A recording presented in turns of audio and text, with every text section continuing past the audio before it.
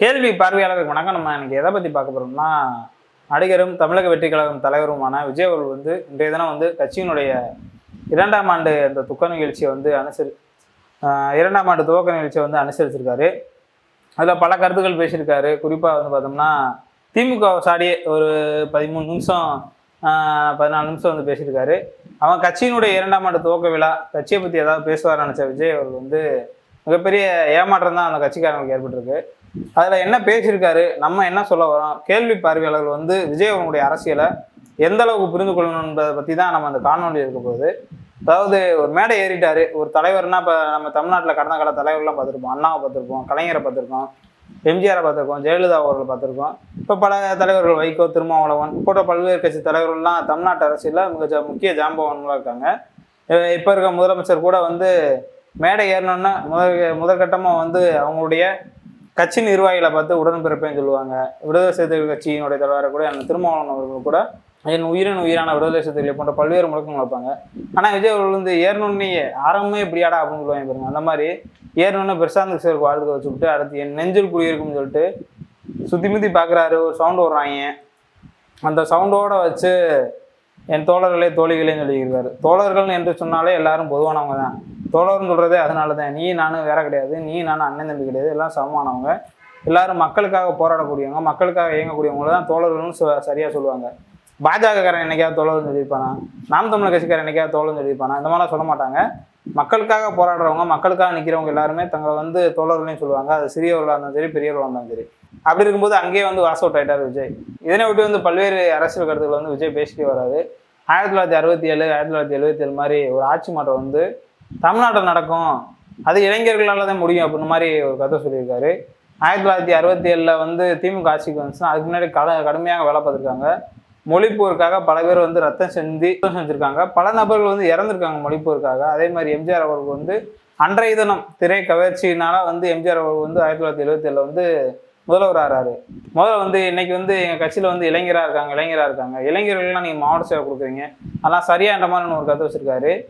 நம்ம கொடுக்கலாம், அது தவறு கிடையாது. அது எந்த மாதிரியான இளைஞர்களாக இருக்கணும் என்பதை பற்றி நம்ம ஒரு காரணம் எடுத்துக்கொண்டோம்னா கூட 1953 கள்ளக்குடி அப்படின்னு ஒரு ஊர் நீங்கள் கேள்விப்பட்டிருப்பீங்க.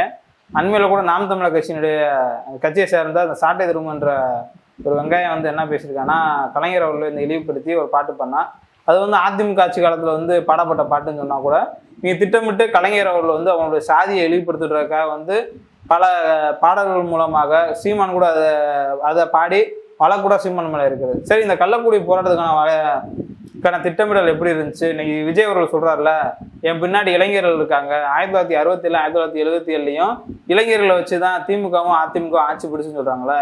அன்னைக்கு இருந்த இளைஞர்கள் எப்படி இருந்தாங்க, இன்னைக்கு இருக்க இளைஞர்கள் எப்படி இருக்காங்கன்னு ஒரு சிறிய உதாரணம் பார்த்துக்குருவோம். முதல்ல விஜய் அவர்களுடைய ரசிகர்களை பார்த்துக்குறோம்.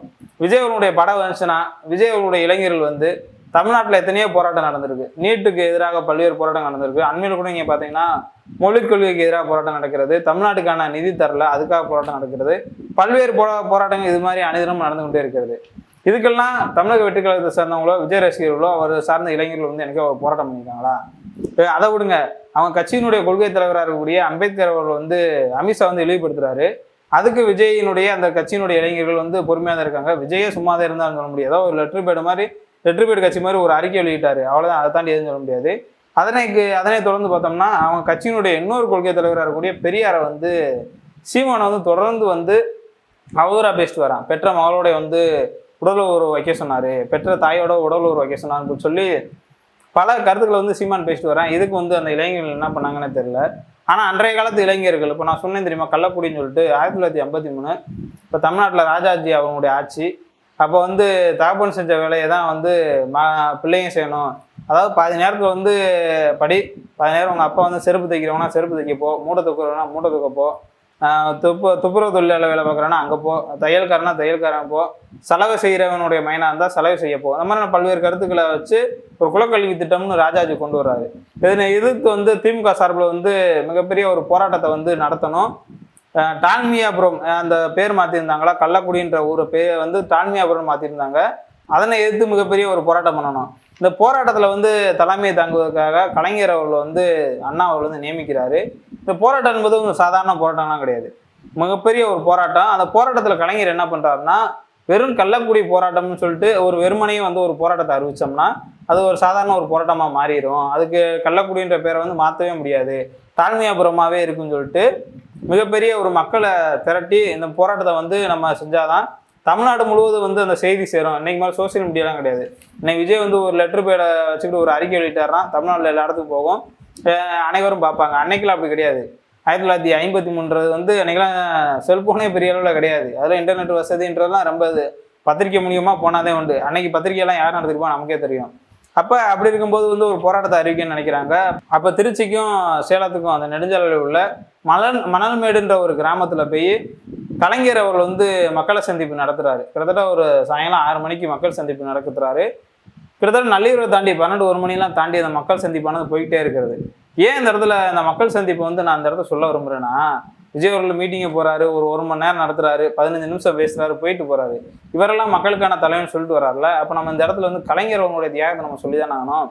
அப்போ அந்த மக்கள் சந்திப்பை நடத்தி இருக்கும்போது தொடர்ந்து ஒவ்வொரு நாளும் ஒரு பிளான் போட்டுக்கிட்டே இருக்காங்க. ஒரு நாளைக்கு வந்து இந்த ஊரில் போய் பிட் நோட்டீஸ் கொடுக்கணும், இந்த ஊரில் போய் மக்களை சந்தித்து இந்த போராட்டத்தை திரட்டணும் அப்படின்னு சொல்லிட்டு திரட்டிக்கிட்டே இருக்காங்க. இந்த செய்தி நாளுக்கு நாள் வந்து வலுவாகிட்டே போயிட்டே இருக்குது. ஒரு கட்டத்துக்கு மேலே அண்ணா அவர்களே நேரடியாக தலையிட்டு இதையே நம்ம கள்ளக்குடி போராட்டமாக மட்டும் நடத்தணும், இது ஒரு மும்முனை போராட்டமாக நடத்தணும் அப்படின்னு நினச்ச அண்ணா அவர்கள் வந்து ராஜாஜி அவர்களுடைய குலக்கல்வி திட்டத்தை எதிர்த்து, நேரு அவர்கள் வந்து தமிழ்நாட்டு மக்களை வந்து அறிவற்றவன் பேசிட்டார்ன்ற அதை கண்டிச்சு, அப்புறம் வந்து டால்மியாபுரம் இன்னும் பேர் மாற்றினாங்களா கள்ளக்குடியை, அந்த கள்ளக்குடின்னு பேரை வைக்கணும் அப்படின்னு சொல்லிட்டு ஒரு மும்முனை போராட்டத்தை அறிவிக்கிறாங்க. அது தமிழ்நாடு முழுவதும் அறிவிக்கப்படுது அந்த போராட்டம். அந்த போராட்டத்தை அறிவித்த ஜூன் 13ஆம் தேதி வந்து அண்ணா, நெடுஞ்செழி போன்ற பல்வேறு முக்கிய தலைவர்கள்லாம் கைதாகிறாங்க. கலைஞர் அவர்கள் வந்து இந்த போராட்டத்தை வந்து இப்படியே இருந்தோம்னா நம்ம இந்த போராட்டத்தை வந்து மிக முக்கியமான ஒரு போராட்டம் ஆக்க முடியாது அப்படின்னு நினைக்கிறாரு. அப்படி நினச்சதுனுடைய விளைவாக வந்து ஒரு தொகுதிக்கு ஒரு தொகுதியை வச்சு நீங்கள் ஒரு போராட்டம் பண்ணுங்க. இப்போ உதாரணத்துக்கு வந்து ஒரு 10 தொகுதி இருக்குன்னா 10 தொகுதிக்காரங்களும் ஒரு இடத்துல ஒரு பாயிண்ட் கொடுக்குறாரு கலைஞர். இந்த இடத்துல நீங்கள் போராட்டம் பண்ணுங்க, இந்த இடத்துல நீங்கள் போராட்டம் பண்ணுங்கன்னு சொல்லிட்டு கலைஞர் அவர்கள் வந்து கள்ளக்குடி போராட்டத்தை முன்னெடுக்கிறாரு. வெறுமனையும் வந்து அந்த போராட்டத்தினுடைய நோக்கம் வந்து என்னன்னா, அந்த டால்மியாபுரம்னு இருக்கும், அங்கே போய் வந்து சோறுவட்டியை ஒட்டி அதை வந்து கள்ளக்குடியாக மாற்றுறது. காவல்துறை வந்து எப்பயுமே எதிர்ப்பு தெரிவிக்க நினச்சாங்க, ஆனால் எதிர்ப்பு தெரிவிக்கல. ஆனால் இதை கலைஞர் அவர்களுக்கு முன்னாடியே தெரியும். எப்பயுமே ஒரு போராட்டத்தோட போனார்னா, இப்போ கடந்த காலங்களில் நமக்குலாம் சில பேர் தெரியும், அவங்களாம் என்ன சொல்லுவாங்கன்னா, கலைஞர் அவர்கள் வந்து நாளைக்கு போராட்டம் இருக்கிறது, கருப்பு கொடியோட வாழ்ந்தோன்னாவே அவங்க வேற மாதிரி போவாங்கன்ற மாதிரியான பல தலைவர்கள்லாம் பேசியிருக்காங்க. இந்த மாதிரி தான் கள்ளக்குடி போராட்டம் பண்ண போகிறோம் அப்படின்னு சொன்னோன்னா, உங்களுடைய போராட்டம் என்பது வந்து டால்மியாபுரன்றதை வந்து அழிச்சிட்டு கள்ளக்குடியாக மாற்றணும். ஆனால் பார்த்தோம்னா கலைஞர் அவர்கள் வந்து அடுத்தபடியாக வந்து தண்டவாளத்தில் வந்து நாங்கள் ரயிலில் நிப்பாட்டுவோம் அப்படின்னு சொல்கிறாரு. ரயிலில் நிப்பாட்டுவோம்னு சொன்ன கலைஞர் அவர்கள் வந்து தண்டவாளத்தை படுக்கிறாரு. ரயில் வருகிறது, இருந்தாலும் உறுதியாக நிற்கிறார். அப்போ வந்து போலீஸ் வந்து கலைஞர்கிட்ட பேசுகிறாங்க, என்னங்கிட்ட நீங்கள் என்ன பெயர் மாற்றும் போராட்டம் தான் சொன்னீங்க, என்ன திடீர்னு தண்டவாளத்தில் வந்து தலை வைக்கிறீங்க, இதெல்லாம் சரியாக இருக்குமா, எதுனாலும் வந்து பேசி தீர்க்க வேண்டியதானா, பல்வேறு கடிதங்கள் எழுதலாம்ல அந்த பேர் மாற்றம் சொல்லி. நாங்கள் எத்தனை நாளைக்கு இதை எழுதுறது, எத்தனை முறை எழுதுறது, யார் யாருக்கு எழுதுறதுன்னு சொன்ன கலைஞர் அவர்கள் வந்து இந்த ரயிலை நிப்பாட்டிட்டாங்கன்னு சொல்லி ஒன்று அங்கே ஒழிக்கணும், இல்லைன்னா அந்த மக்களுக்கான போராட்டம் வந்து இங்கே நடக்குன்றத அவங்களுக்கு டெல்லி அரசாங்கத்துக்கு தெரிவிக்கணும். இது வந்து டெல்லி அரசாங்கத்துக்கு தெரியுதோ இல்லையோ, என் மக்களுக்கு சென்றாங்க போகும்னு சொல்லிட்டு கலைஞர் அவர்கள் வந்து தண்டவாளத்தில் வந்து உறுதியாக படுத்திருக்காரு. ஆனாலும் கிட்டத்தட்ட ஒரு 10 மீட்டர் அளவுக்கு வந்து ரயிலை ஓட்டிட்டு வராங்க. உறுதிப்பட கலைஞர் இருக்கின்ற காரணத்தினால் வந்து கலைஞர் உட்பட ஒரு 5 பேரை வந்து கைது பண்ணுறாங்க. அதுக்கு அடுத்தபடியாக வந்து ராமசாமி அவர்களுடைய தலைமையில் வந்து இன்னொரு அடுத்த கட்ட போராட்டமாக நடக்கிறது. அவங்களே கைது செய்கிறாங்க. அடுத்து இன்னொரு போராட்டம் நடக்கிறது. அதுக்கிடையில வந்து ஒரு துப்பாக்கி சூடெல்லாம் நடக்கிறது. இது மாநிலம் முழுவதும் மிகப்பெரிய கொந்தளிப்பு ஏற்படுத்திருக்குது. ஏன் இந்த இடத்துல நான் இந்த கருத்தை சொல்ல வரேன்னா, ஒரு இளைஞர் அன்னைக்கு வந்து கலைஞர் அவருக்கு வந்து ஒரு 28-29 வயசு தான். அந்த இளைஞர் நடத்தின மிகப்பெரிய போராட்டத்தை நிறைய விஜய்க்கு இப்போ 50 வயசு ஆயிடுச்சு, 50 வயசு பிறந்தநாள்னு சொல்லி கொண்டாடி இருக்காங்க. ஏன் விஜய் என்னைக்கா போராட்டம் நடத்திருக்காரு? அப்படி என்னைக்காவது அந்த மக்களுக்காக உறுதியாக நடந்திருக்காங்க. திமுக அரசுக்கு எதிராக கூட போராட்டம் பண்ணுங்க. அண்மையில் கூட நீங்கள் கூட பல்வேறு அறிக்கையை வெளியிட்டீங்களா, கள்ளச்சாராயம் மரணம் கொடுத்து இப்போ அண்ணா பல்கலைக்கழக மாணவிக்கு வந்து பாதிக்கப்பட்டிருக்கு, இந்த மாதிரியான பல்வேறு கருத்துக்கள் சொன்னீங்களா? அப்போல்லாம் இந்த மாதிரியான மிகப்பெரிய ஒரு போராட்டத்தை அறிவிக்க வேண்டியதானே? வழக்கு வாங்க தயாராக இருக்கீங்களா? கிட்டத்தட்ட அந்த வழக்கில் வந்து கலைஞர் அவர்கள் வந்து 6 மாதம் ஜெயிலில் இருந்தார். விஜய் அவர்கள் ஒரு நாள் ஜெயிலில் இருக்க தயாராக இருக்காரா? இளைஞர்கள் வந்து ஆட்சியை பிடிப்போம்னு சொல்கிறீங்களே, அன்னைக்கு 1953 நடந்த போராட்டத்தினுடைய விளைவாகத்தான் 1967 வந்து திமுக ஆட்சி அமைக்கிறது. இந்த மாதிரி கலைஞர் மாதிரி பல்வேறு தலைவர்கள் வந்து இந்த கட்சிக்காக உயிர் தியாகம் செஞ்சுருக்காங்க, பல போராட்டங்களை முன்னெடுத்திருக்காங்க. இதுலேருந்து நம்ம என்ன சொல்ல விரும்புகிறோம்னா, விஜய் அவர்கள் வந்து இளைஞர் படைன்னு சொல்கிறாருல, இந்த மாதிரியான போராட்டங்கள் முன்னெடுக்கட்டும், அப்போ சரியான இளைஞராக நம்ம பார்த்துக்கிறோம். இதனை தொடர்ந்து பல்வேறு கருத்துக்கள் அப்படியே பேசிட்டு வர்றாரு. பாசிசமா பாயாசமான்னு சொல்றாரு. இதெல்லாம் ஒரு அரசியல் அறிவுள்ளவங்க யாராவது பேசுவாங்களா? பாசிசமும் பாயாசமும் ஒன்றா? ஒருத்தர் வந்து படிக்கவே கூடாதுன்னு சொல்றதுக்கும் ஒருத்தன் படிடான்னு சொல்றது வந்து ரெண்டும் ஒன்றாயிருமா?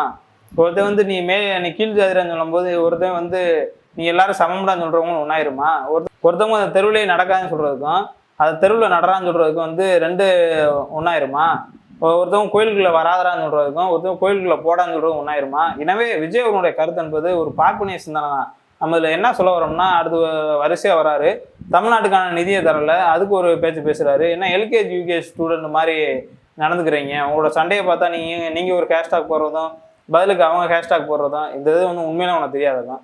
அண்ணாமலை வந்து உதயநிதியை பார்த்து கேட்குறாரு, நீ இனிமேல் தைரியமான ஆளாக இருந்தால் கெட் அவுட் மோடி சொல்லிப்பாராண்டு. அதுக்கு திமுக காரங்க பரப்புறாங்க. இணையதளத்தில் இருக்க பல்வேறு நபர்கள் தமிழ்நாட்டு மக்கள் சேர்ந்து வந்து மோடிக்கு எதிராக தங்களுடைய முழக்கத்தை வைக்கிறாங்க. பதிலுக்கு அண்ணாமலை வந்து இந்தியாவே திரட்டி கிட்டத்தட்ட 28 மாநில பாஜகவினுடைய ஐடி விங் செயலெல்லாம் பேசி பல ஹேஷ்டாக் ஸ்டாலினுக்கு எதிராக போடுறாங்க. ஏன்னா ஸ்டாலினுக்கு எதிராக எந்த செய்தியை போட்டாலும் அவருடைய நாடு, அவர் நாட்டை விட்டு யாரும் வெளியேற்ற முடியாது. இதில் விஜய் அவர்களுடைய நிலைப்பாடு என்ன இருந்துச்சு அதை நம்ம கேட்க முடியும். அவங்க 2 பேர் எல்கேஜி ஸ்டூடெண்ட் யூகேஜி ஸ்டூடெண்ட்னா நீ என்ன பால்டப்பா பையன் நம்ம கேட்க முடியுமா? அந்த மாதிரி கேட்கணும் போல வரலாம். ஏன்னா இவங்களை எல்கேஜி ஸ்டூடெண்ட் யூகேஜினா நீ எப்போ பால்டப்பா தானே அரசியல்ல. அவங்க வந்து ஒரு மாநிலத்துக்கான உரிமையை பற்றி பேசிக்கிருக்காங்க. மும்மொழி கொள்கையை வந்து திணிக்கதான் சொல்கிறாங்க. ஹிந்து திணிப்பு கூடாதுன்னு சொல்கிறாங்க. தமிழ்நாட்டுக்கு வர வேண்டிய கல்வி நிதி தர்மேந்திர பிரதானை பார்த்து எங்களுக்கு 2152 கோடி விடுவேன்னு சொல்கிறாங்க. இப்போ ரெண்டையும் ஒன்றா பார்க்குறது வந்து எப்படி சரியாக இருக்கும்? நம்ம இந்த கருத்தை ஒட்டி வந்து விஜய் அவர்கள் வந்து பல்வேறு அரசியல் பேசியிருந்தாலும் நம்ம இந்த இடத்துல வந்து விஜய் அவர்களுக்கு வந்து சில செய்திகள் சொல்கிறோம். நீங்கள் அரசியல் பண்ணலாம், தவறு கிடையாது. ஜனநாயக நாட்டில் யார் வேணால் அரசியல் பண்ணலாம். மக்களுக்கான அரசியலாக இருக்கும். வெறுமனே பண்ணையார் அரசியலாக பண்ணக்கூடாது. அது கூட அவர் சொல்லியிருக்காருங்க. ஒரு காலத்தில் வந்து பண்ணையாராக இருக்கவங்க தான் அரசியலில் இருந்தாங்க. இப்போ அரசியலில் வெற்றி பெற்றவங்களாம் பண்ணையாராகிறாங்க மாதிரி கருத்து சொல்கிறாங்க. நீங்கள் இதில் வெற்றி பெற்றீங்க, இவ்வளோ பெரிய பண்ணையாராக இருக்கீங்க. 150 ரூபா டிக்கெட்டை 2000 ரூபாய்க்கு விற்கும் போது அதை வச்சு பண்ணையாரான நீங்கள் இதை பற்றி பேசலாமா? தமிழ்நாட்டை ஆளுகின்ற திமுக பற்றி பேசலாமா? அவங்க பதில் கொடுத்தா நீ என்ன தாங்குவீங்களா? சரி, இது வந்து விஜய் அவர்களுக்கு பதிலடியாக இருந்தாலும் நீங்கள் நடத்துகிற கட்சியிலே எல்லாரும் பண்ணையார் தானே. இப்போ மாநில நிர்வாகிகளுக்கு புஷி ஆனந்த் எங்கே இப்போ கூலி வேலை பார்த்துக்கிருக்காரா? ஆதவர்தனா கூலி வேலை பார்க்குறாரா? அந்த இப்போ ஒரு நிர்மல் குமார்னு ஒருத்தர் கூட்டு வந்திருக்கீங்க, அவர் எந்த ஊரில் போயிட்டு ஏதாவது துப்புரவு வேலை எதுவும் பார்த்துக்கிருக்காரா? இல்லை தூய்மை பணியாளராக இருக்காரா? யாருதே உங்கள் கட்சியில் வந்து அடிமட்டத்தில் இருக்கவங்க மாநில நிர்வாகிங்க. உங்களுக்காக போஸ்டர் ஓடுறதுக்கு உங்களுக்காக கடந்த காலங்களில் அஜித் ரசிகர்கள் சண்டை போட்டு மண்டை உடைப்பட்டு பல நேரங்களில் வந்து போஸ்டர் கிழிச்சு அதுக்காக நள்ளிரவு பகல் பார்க்காம ஸ்டேஷனில் கடந்து அவங்க படம் வரும்போது பல விஷயம் பண்ணவங்க இவங்களுக்கெல்லாம் நீங்கள் எனக்கே முக்கிய பொறுப்பு கொடுத்துருக்கீங்களா? அவங்க மட்டும் தொண்டராக இருக்கணும், ஏதோ ஒரு கட்சியிலேருந்து வரவங்களப்பெல்லாம் தூக்கி போட்டு மாநில பொறுப்பு, மாநில தேர்தல் வைப்பாளர், மாநில ஊடக பிரிவு துணை செயலாளர்ந்து இப்படி போடுறீங்களே, இதெல்லாம் உங்களுக்கு வெக்கமா இல்லை? தமிழ்நாட்டு மக்கள் வந்து உங்களை திருப்பி கேட்டால் நீங்கள் பண்ணையார் அரசியல் பண்ணுறது வந்து திருப்பி கேட்டால் நீங்கள் தாங்குவீங்களா? எது எப்படியோ விஜய் அவர்களுடைய இந்த பேச்சு வந்து எப்படி நம்ம பார்க்கணும்னா, ஒரு பண்ணையார் அரசியலுடைய 2.0 வெர்ஷனாக தான் அதை பார்க்கணும். என்னைக்கு வந்து ஒரு மக்களை சந்திக்க போகிறான்னு தெரியல. மக்களை சந்திச்சாருனாவே ஒரு அம்பலப்பட்டுருவார். இவரெல்லாம் மற்ற கட்சியை பேசுகிறதே வந்து இவருக்கே அசிங்கம். இவர் களத்துக்கு வரட்டும், மக்களுக்காக பணியாற்றட்டும், அடுத்து எது வேணால் பேசட்டும்.